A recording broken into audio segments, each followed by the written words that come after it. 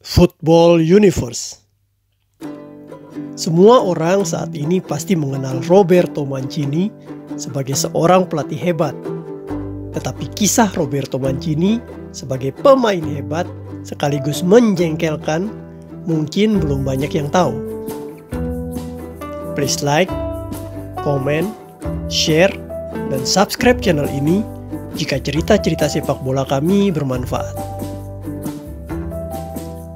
Roberto Mancini lahir di sebuah kota kecil, Lecce, Italia, pada 27 November 1964. Sejak kecil, Mancini sangat senang menendang benda-benda yang bergeletakan di tanah, dan dia sangat suka menghabiskan waktu luangnya di halaman gereja dekat rumahnya. Pada waktu Mancini mencapai umur 5,5 tahun, ayahnya Aldo mulai melihat bakat sepak bola dalam diri Mancini. Untuk itu, ayahnya kemudian memasukkannya ke klub lokal Aurora Pulcini, walaupun klub tersebut hanya menerima anak-anak yang telah berusia 6 tahun. Ayahnya hanya ingin Mancini dapat menyalurkan bakatnya dan bersenang-senang saat bermain sepak bola. Di klub Aurora Pulcini, bakat Mancini mulai terasah. Dan seiring berjalannya waktu, dia tumbuh menjadi pemain yang spesial. Pada satu ketika, jadwal pertandingan Aurora Pulcini dan jadwal kebaktian gereja ternyata bersamaan. Mancini kecil meminta ke ayahnya, Aldo, agar mengizinkannya membela Aurora Pulcini, khusus hari itu, karena kesebelasannya tersebut sedang membutuhkan kemenangan. Sang ayah tidak mengizinkannya. Tetapi saat di gereja, Mancini ternyata tidak hadir. Sang ayah pun meminta maaf kepada pendeta. Tetapi ternyata sang pendeta telah mengizinkan Mancini karena tahu bahwa dia dapat berdampak besar bagi timnya. Aurora Pulcini pun ternyata berhasil menang di hari tersebut, berkat kontribusi Mancini. Saat berusia 14 tahun, Mancini berhasil menembus skuad muda Bologna. Dan di sana dia semakin berkembang menjadi pemain sepak bola. Mantan sayap kanan Italia saat menjadi juara dunia di tahun 1938, Amedeo Biafati, pernah menyaksikan Mancini muda bermain untuk Bologna. Dan seketika itu juga dia langsung bertanya, siapa ayah dari anak muda ini? Pelatihnya kemudian memperkenalkan Biafati kepada Aldo, ayah Mancini. Dan Biafati menyampaikan bahwa Mancini adalah anak yang spesial. Pergerakan serta kecerdasannya di lapangan melebihi anak-anak seusianya. Ia adalah pemain yang sangat baik. Selain memiliki bakat yang luar biasa, Mancini muda juga dikenal sangat senang membantu orang-orang di tim Bologna. Dia pernah menjadi supir bus untuk tim junior. Dia juga suka membantu membersihkan peralatan latihan klub. Dan dia juga suka menjadi anak gawang saat tim senior Bologna bertanding. Pada musim 1981-1982, Mancini yang belum genap berusia 17 tahun, akhirnya menembus tim senior Bologna. Waktu itu Mancini muda memang tampil mengesankan, sehingga dia dipromosikan dan langsung bermain sebagai striker utama. Tetapi karena sanjungan yang berlebih, Mancini muda jadi tidak dapat mengendalikan sikapnya. Dia meminta menggunakan nomor punggung 10 yang waktu itu sangat keramat di setiap tim Liga Italia. Hanya striker senior yang telah banyak berkontribusi serta paling berprestasi yang boleh menggunakan nomor punggung itu. Tetapi pada akhirnya pihak klub memperbolehkan Mancini menggunakan nomor punggung 10. Dan buah dari kepercayaan tersebut dibalas Mancini dengan tampil mengesankan dan mencetak 9 gol dari 30 laga yang dimainkannya. Tetapi sayang, perjuangan kerasnya tak mampu mempertahankan posisi Bologna di Serie A. Mereka harus terdegradasi dan bermain di Serie B di musim berikutnya. Pada musim 1982-1983, Mancini dibeli Sampdoria dari Bologna senilai 2 juta euro. Mancini muda pada musim pertamanya tidak dapat mengeluarkan kemampuan terbaiknya karena ditempatkan di posisi striker utama. Sementara dia lebih nyaman jika bermain sebagai penyerang lubang. Tetapi Mancini muda tetap merasa dirinya bermain baik. Saya pindah dari Bologna ke Sampdoria saat berusia 17 tahun dan merasa permainan saya lebih bagus daripada permainannya. Hal ini lantas membuat pemain senior Sampdoria tidak suka dengan keberadaan Mancini. Tetapi perlahan Mancini menjawab semuanya dengan prestasi. Pada musim berikutnya, Presiden Sampdoria Paolo Mantovani mendatangkan pelatih asal Yugoslavia, Vujadin Boškov. Dan di era ini, bakat Mancini benar-benar dipoles. Di samping itu, Sampdoria juga mendatangkan salah satu pemain spesial, yaitu Gianluca Vialli. Pemain ini kemudian menjadi tandem terbaik Mancini di lini depan.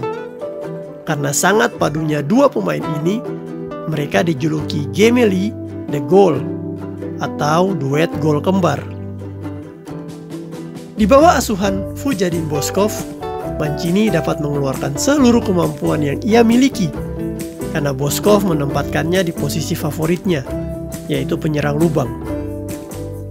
Di masa-masa ini pula, Mancini mampu membawa Sampdoria merengkuh berbagai prestasi, antara lain Coppa Italia tahun 1988 dan 1989, Piala Winner tahun 1990, Scudetto Serie A tahun 1991, dan runner-up Piala Champions tahun 1992. Selain prestasi-prestasi gemilang yang ditorehkan Mancini di Sampdoria, dia juga memiliki beberapa catatan perselisihan yang selalu terkenang. Antara lain pernah berkelahi dengan Trevor Francis, penyerang baru asal Inggris saat sesi latihan. Perkelahian ini karena Mancini merasa Trevor dapat menggeser posisinya sebagai striker baru. Kemudian Mancini juga pernah berkelahi di lapangan dengan Liam Brady, pemain asal Irlandia. Serta Mancini pernah menyerang juniornya Johann Sebastian Veron di ruang ganti karena tidak mengoper bola saat pertandingan kepadanya. Tetapi Mancini tetaplah Mancini. Fans Sampdoria sangat mencintainya. Meskipun temperamennya labil, tetapi gaya bermainnya di lapangan memukau. Selama 15 tahun membela Panji Sampdoria, Mancini telah menorehkan momen-momen berkelas yang terkenang di memori para penggemarnya. Seperti tendangan voli yang ia cetak melawan Ancona, tendangan gunting mempesona melawan Napoli, dan masih banyak lagi gol dan asis indah Mancini untuk Sampdoria. Total Mancini mencetak 173 gol dalam 563 pertandingannya untuk Sampdoria. Pada musim 1997-1998, Mancini pindah ke klub ibu kota Italia, Lazio. Di Lazio, Mancini berhasil menorehkan Scudetto pertama untuk klub tersebut. Selain itu, ia juga membawa Bianco Celeste meraih trofi Piala Winners dan Piala Super Eropa, serta tak ketinggalan Coppa Italia. Setelah 4 musim menjadi prajurit si biru langit, Mancini memutuskan untuk bermain di Liga Inggris, tepatnya di Leicester City. Leicester menjadi destinasi terakhir Mancio sebagai pemain. Karirnya pun terbilang singkat di sana. Mancini hanya mengecap 4 pertandingan hingga akhirnya ditawari menjadi pelatih Fiorentina oleh Vittorio Cecchigori, presiden Fiorentina ketika itu. Di tim Asuri, Mancini dipanggil untuk bergabung saat usianya masih 17 tahun. Waktu itu dia bermain untuk tim nasional Italia U21 di Piala Eropa U21 tahun 1984 dan berhasil mengantarkan Italia sampai babak semifinal. Pada usianya yang ke-19 tahun, Mancini akhirnya dapat menembus tim senior Italia. Dia kemudian kembali tampil bersama tim nasional Italia di pagelaran Piala Eropa tahun 1988. Waktu itu Italia berhasil melaju sampai babak semifinal sebelum dikalahkan Uni Soviet. Pada Piala Dunia 1990 di bawah asuhan pelatih Azeglio Vicini, tim nasional Italia mendapatkan misi khusus yaitu untuk memenangkan Piala Dunia di kandang mereka sendiri. Penyerang-penyerang terbaik Serie A pun dipilih untuk menempati posisi paling penting yang akan menentukan prestasi Italia. Mancini terpilih sebagai salah satu striker tersebut.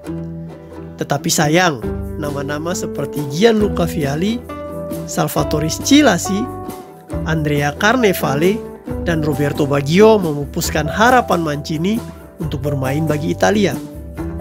Sepanjang keikutsertaan Italia sampai babak semifinal, Mancini tidak pernah dimainkan, dan hal ini menjadi kenangan pahit yang selalu diceritakan Mancini.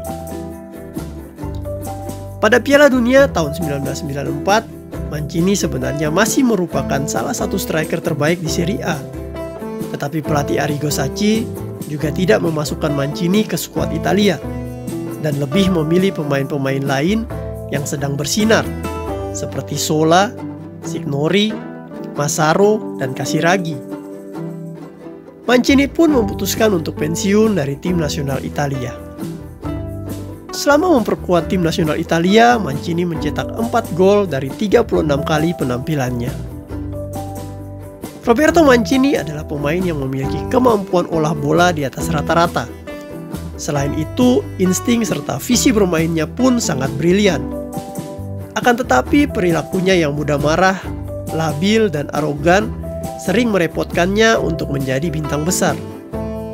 Terlepas dari semuanya itu, Mancini adalah seorang pemain Italia yang selalu dikenang.